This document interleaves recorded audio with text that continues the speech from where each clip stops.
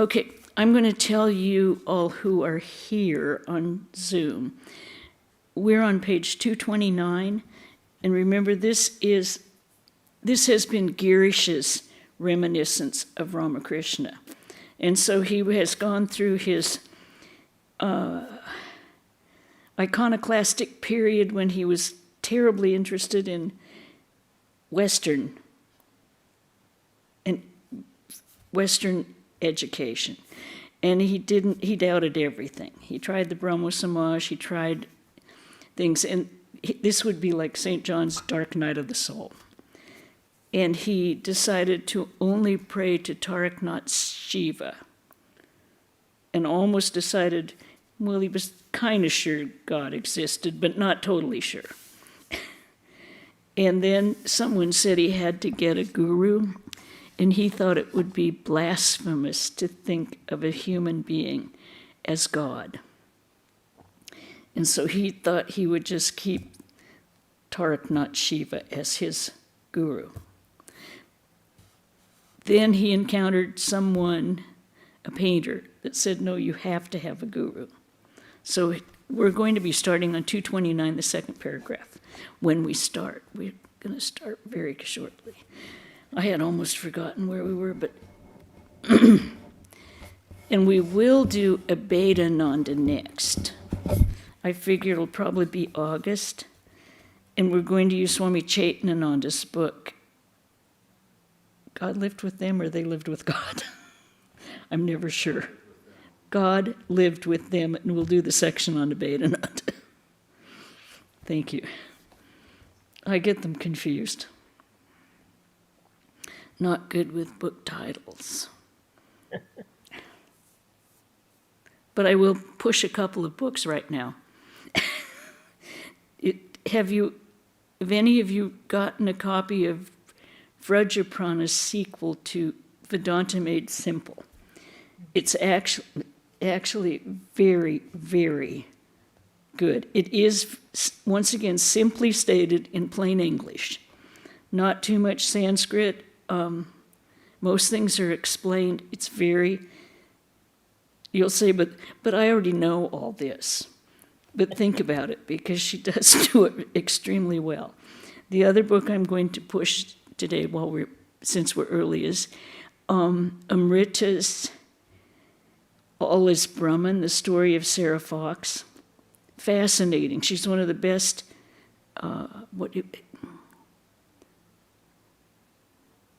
researchers I have ever seen. She finds things that no one has ever seen before. When she did her book on, I believe it was Miss Waldo, she found an unpublished letter of Saradananda in a library in New York and asked Bellarmont if they had seen it, and they said, no, where did you find it? But she's an excellent researcher.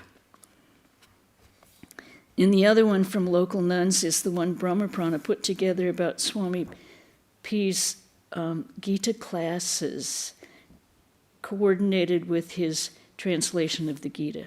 Also another excellent for people who think he didn't cover every shloka. Excellent book. But now we're going to talk about Saradananda. We're going to read, I think, finish reading Girish Ghosh's reminiscence. We'll see. So we're starting on 229, second paragraph. And he has closed himself in his room weeping because he is conflicted over having a guru. 3 days later, I was sitting on the porch of a friend's house when I saw Sri Ramakrishna slowly approaching, accompanied by Narayana and a couple of other devotees. No sooner had I turned my eyes toward him than he saluted me. I returned his salute. Then he went on. For no accountable reason, my heart felt drawn towards him by an invisible string. As soon as he had gone a short distance, I felt an urge to follow him. I could not keep calm, for the attraction I felt was not of this earth. It was something for which no former experience had ever prepared me. It was something unique, which no words could describe. Just at that moment, a person whose name I do not recall brought me a message from him and said, "Sri Ramakrishna is calling you." I went.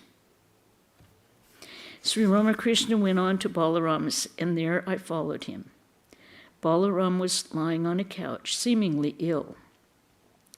The moment he saw Sri Ramakrishna, he got up quickly and with great reverence prostrated himself before him.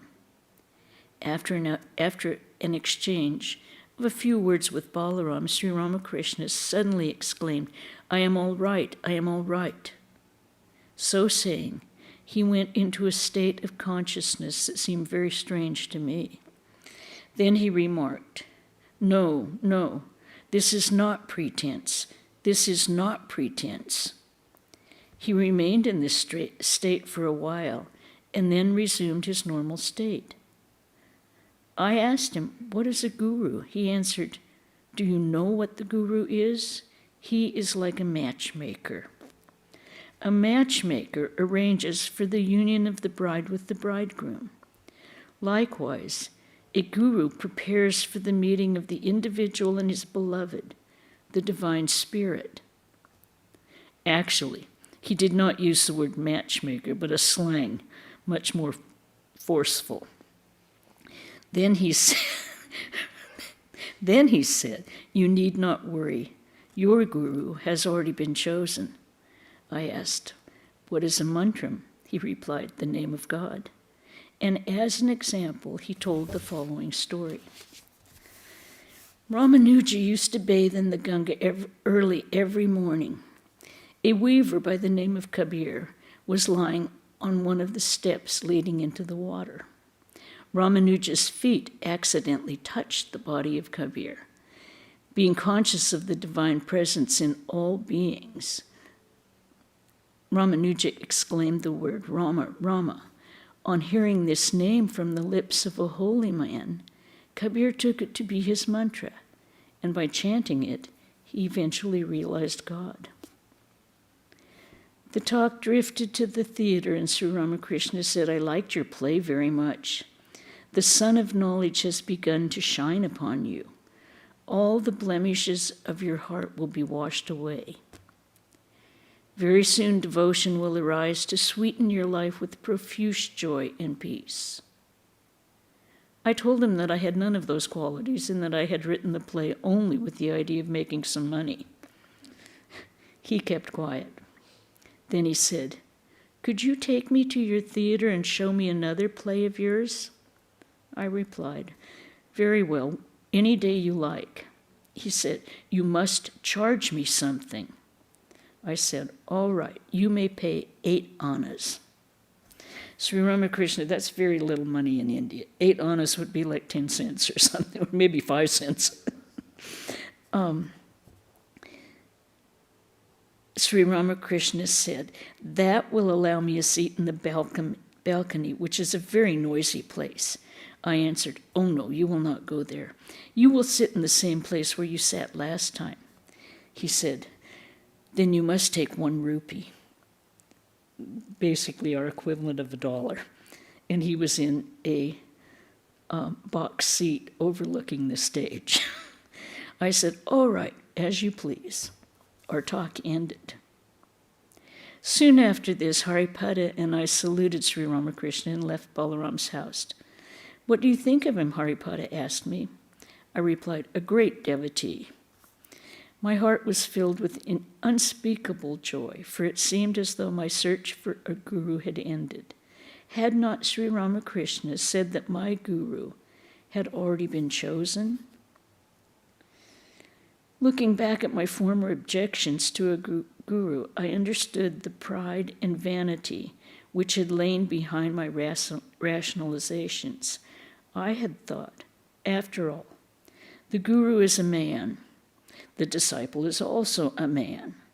Why should one man stand before another with folded palms and follow him about like a slave? Good question, imagine some people think that too. But time after time, in the presence of Sri Ramakrishna, my pride crumbled into dust. Meeting me at the theater, it had been he who first saluted me. How could my pride remain in the presence of such a humble man? The memory of his humility created an indelible impression on my mind. A few days after my visit with him to Balaram's, I was sitting in the dressing room of the theater when a devotee came to me in a hurry and said with some concern, "Sri Ramakrishna is here in his carriage." I replied, "Very well, take him to the box and offer him a seat." But the devotee answered, "Won't you come to greet him personally and take him there yourself?" Nevertheless, I went. I found him alighting from the carriage. Seeing his serene and radiant face, my stony heart melted. I rebuked myself with shame, and that shame still haunts my memory. To think that I had refused to greet this sweet and gentle soul. Then I conducted him upstairs. There I saluted him, touching his feet.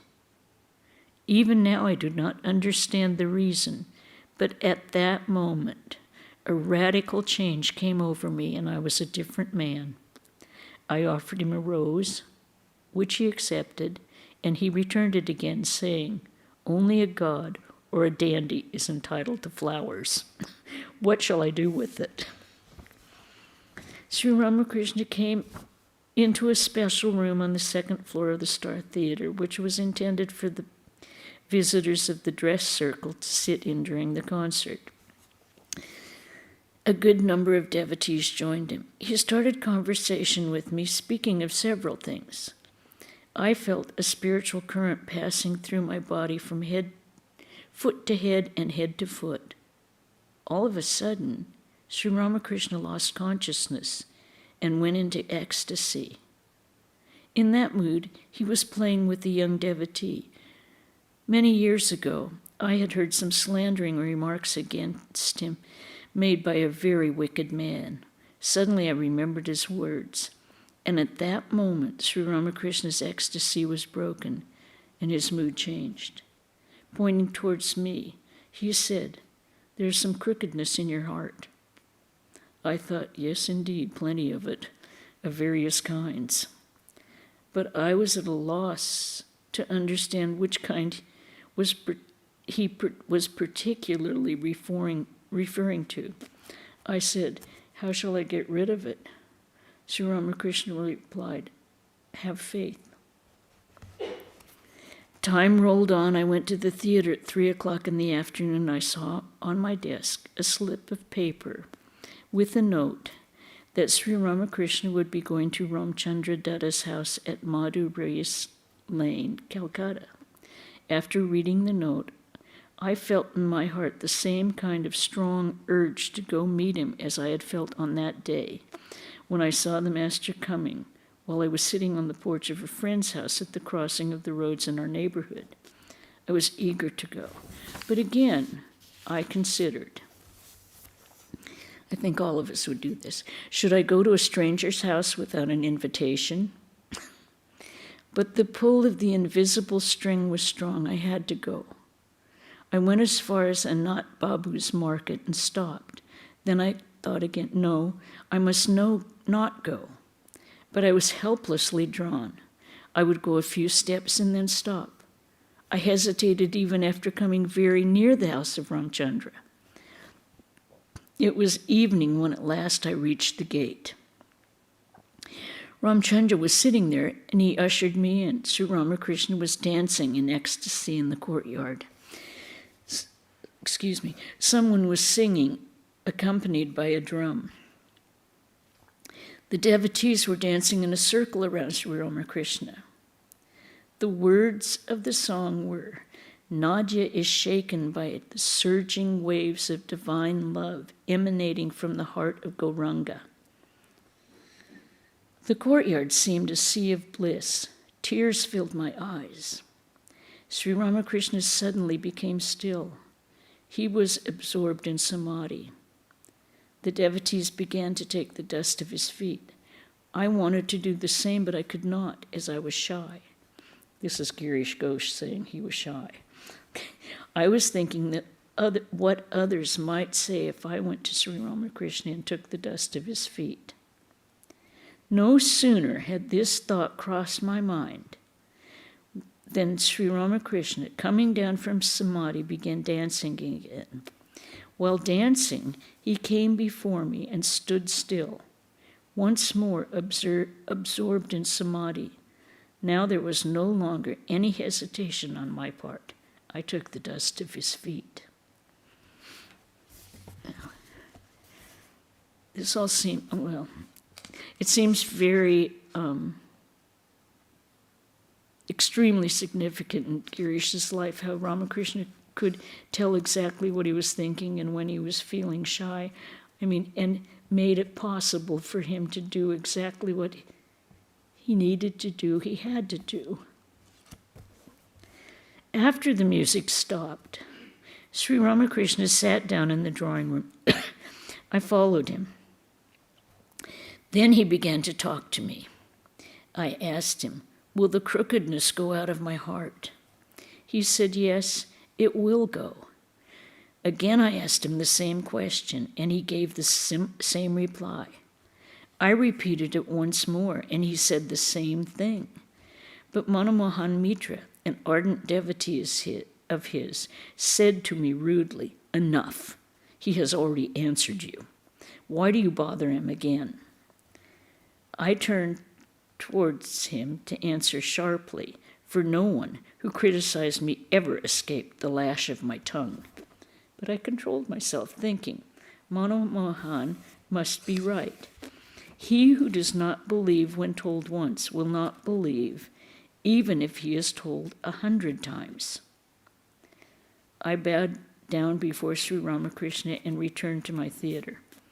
I think this is extremely telling about the kind of devotion and faith Girish had even before he knew it.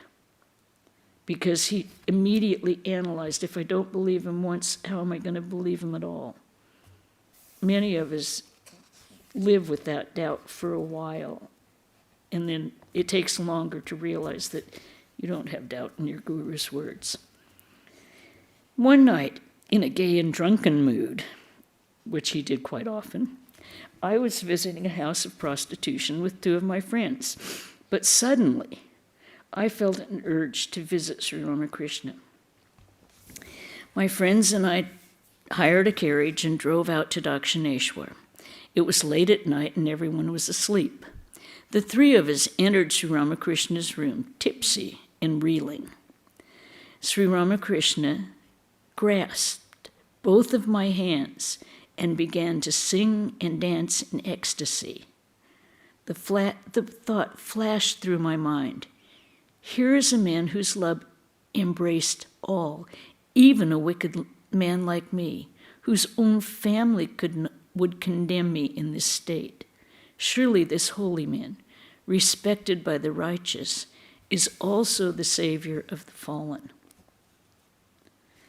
After these meetings with Sri Ramakrishna, I began to wonder, who is this man who speaks to me with such intimacy and makes me feel that he is my very own? No longer do I fear my sins, for I feel that he would not condemn me. Though he seems to know me through and through, a confession might do me great good. I must take shelter at his feet, for he alone can bring me peace. I went to Dakshineshwar. I found Sri Ramakrishna seated on the southern porch of his room. He was talking with a young devotee named Bhavanath. I prostrated myself before Sri Ramakrishna and mentally recited the verse, the Guru is Brahman, the Guru is Vishnu, the Guru is the Lord Maheshwara, the God of gods. He said, I was just talking about you, and if you don't believe me, ask Bhavanath. After a while, he started to give me some spiritual advice. I stopped him saying, I won't listen to any advice. I have written cartloads of it myself. It doesn't help. Do something that will transform my life. Hearing these words, Sri Ramakrishna was highly pleased. Now, how many people would be pleased to say, stop giving me advice to do something else? Ramlal, his nephew, was present. Sri Ramakrishna asked him to recite a particular hymn. Go into solitude and shut yourself in a cave. Peace is not there. Peace is where faith is, for faith is the root of all. I saw a smile playing on the lips of Sri Ramakrishna, and I felt at that moment that I was freed from all impurities. And at that moment, my arrogant head had bowed low at his feet. In him I found my sanctuary, and all my fear was gone. I prostrated myself before him, and I was about to return home. He followed me as far as the northern porch. There I asked him, now that I have received your grace, am I to continue the same kind of work that I have been doing? Sri Ramakrishna replied, yes, why not? From his words, I understood that my connection with the theater would not hurt my spiritual life. My heart was filled with joy. I felt as if I were born anew. I was a totally changed man. There was no more doubt or conflict in my mind. God is real. God is my sanctuary. I have found my refuge in this God-man. Now I can easily realize God. Thoughts like these cast their spell on me night and day. In waking or in dreaming, the same mood persisted. Fearless am I have found my very own. The world can no longer bind me, for even the greatest fear, the fear of death, is gone. Meanwhile, there's always a meanwhile, I would hear from various devotees that the Master had spoken affectionately of me. If anyone would criticize me, Sri Ramakrishna would say, it is not true. You do not know. He has tremendous faith. Sri Ramakrishna would come to the theater now and then to visit me, bringing some sweets for me from Dakshineshwar. He would first taste them and then give them to me. Immediately my mood would change, and I would feel like a little child, fed by a loving parent. One day when I arrived at Dakshineshwar, Sri Ramakrishna was just finishing his noonday meal. He offered me his dessert, but as I was about to eat it, he said, wait, let me feed you myself. Then he put the pudding into my mouth with his own fingers, and I ate it as hungrily and unselfconsciously as a small boy. I forgot that I was an adult. I felt I was a child of the mother, and the mother was feeding me. But now, when I remember how these lips of mine had once touched many impure lips, and how Sri Ramakrishna fed me, touching them with his holy hand, I am overwhelmed with emotion and say to myself, did this actually happen? Or was it only a dream? I heard from a devotee that Sri Ramakrishna saw me as a little baby in a divine vision, and whenever I was with him, I would actually feel like a child. Although I had come to regard Sri Ramakrishna as my very own, the scars of past impressions were not so easily healed. One day, under the influence of liquor, I began to abuse him in the most unutterable language. The devotees of the Master grew furious, and they were about to punish me, but he restrained them. Abuse continued to flow from my lips in a torrent. Sri Ramakrishna kept quiet and then silently returned to Dakshineshwar. There was no remorse in my heart. As a spoiled child might carelessly before his father berate his father, so did I abuse Sri Ramakrishna without any fear of punishment. Soon my behavior became common gossip, and I began to realize my mistake. But at the same time, I had so much faith in his love that I did not fear for a moment that Sri Ramakrishna would ever desert me. Many of the devotees wondered why the Master put up with my wickedness and suggested that he sever all connection with me. Ramchandra Datta alone pleaded in my behalf, saying to him, "Sir, he has worshipped you with abuse according to his nature." The serpent Kaliya asked Lord Krishna, "Since you have given me poison, how can I offer you nectar?" Sri Ramakrishna said, "Just listen to what Rama says." But as the others still continued to condemn me, the Master said abruptly, "Get me a carriage, I shall go to visit Girish." My affectionate spiritual father came to my home and blessed me by his presence. As the days passed, I began to feel more and more remorse for my conduct toward this gentle, holy man who was the very soul of love. Thinking of the other devotees who worshipped him with adoration, I was full of self-reproach. It was in this state of depression that Sri Ramakrishna found me a few days later, and in an ecstatic mood he said, "Girish Ghosh, don't worry. People will be amazed at your transformation." From my early childhood, it had been my nature to do the very thing that I was forbidden to do. Now, does anyone relate to that? But Sri Ramakrishna was a unique teacher. Never for one moment did he restrict me, and that in itself worked like a miracle in my life. Whenever any lustful thought would arise in my mind, it would quickly fade. My head would bow low before Brahman and Shakti, and Sri Ramakrishna would appear in my mental vision. Behind the degenerate words and actions of worldly people, I felt the eternal play of God. Again, it was my habit to tell occasional lies. Though Sri Ramakrishna was very strict with regard to truthfulness and would not allow anyone to tell an untruth, even in fun, when I approached him to confess my guilt, he replied, "You need not worry. Like myself, you are above truth and falsehood." Can you imagine someone saying that to you? You are above truth and falsehood. Yet afterwards, when a thought of telling a lie crossed my mind, the mental image of Ramakrishna would again appear before me, and no untruth could escape my lips. We're almost finished with this, so we'll finish today. Sri Ramakrishna has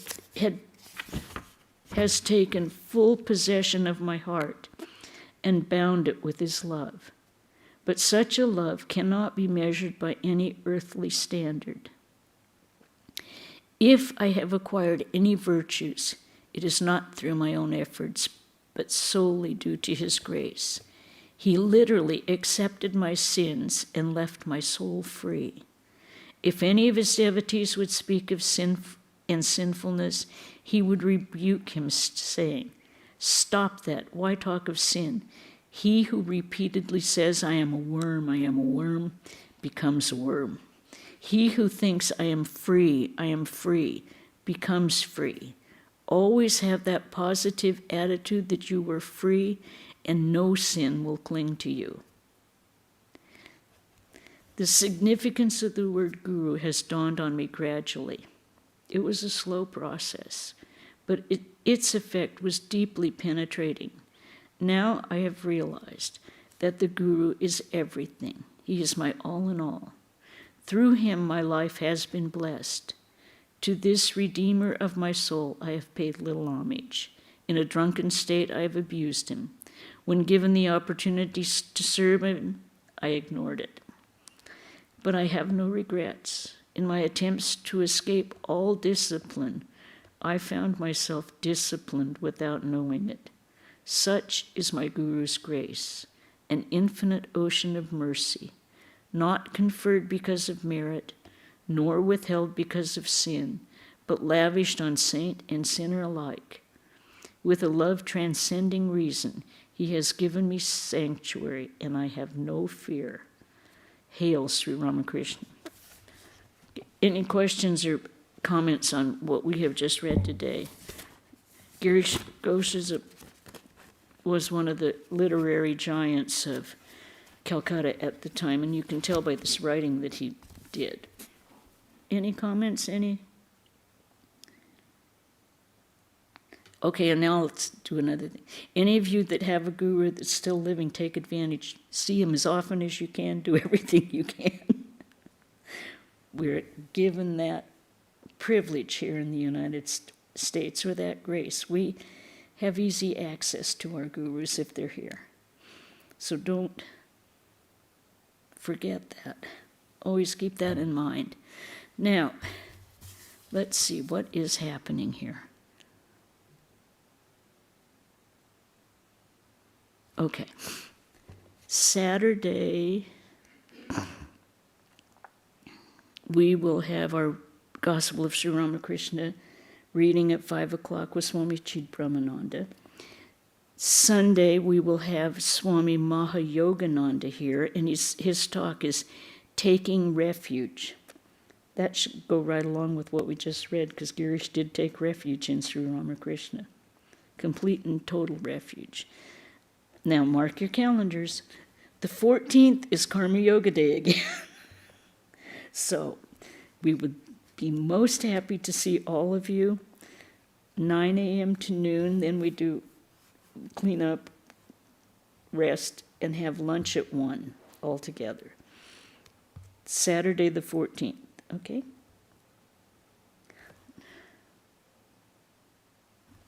And I don't think we haven't, oh yes we do. Also at the end of the month, on the 28th, it's a Saturday, Swami Aseshananda, the head of this German center, will be here. And there'll be a talk at 5 o'clock. We won't have the gospel, well, he may do the gospel reading, I'm not sure.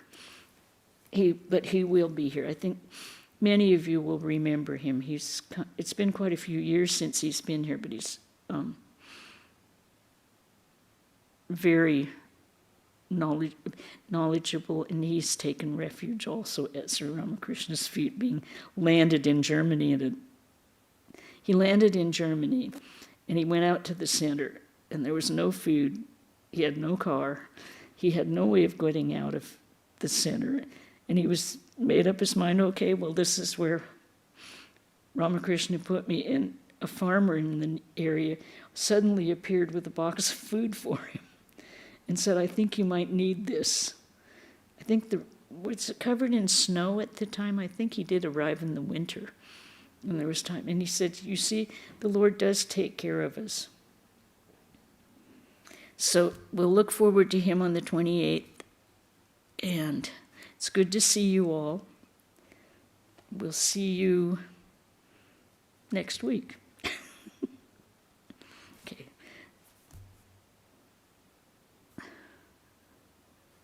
Om Hari Om. Shanti, Shanti, Shanti. Hari Om Tat Sat. Sri Ramakrishna Arpanamastu. Okay. And if you don't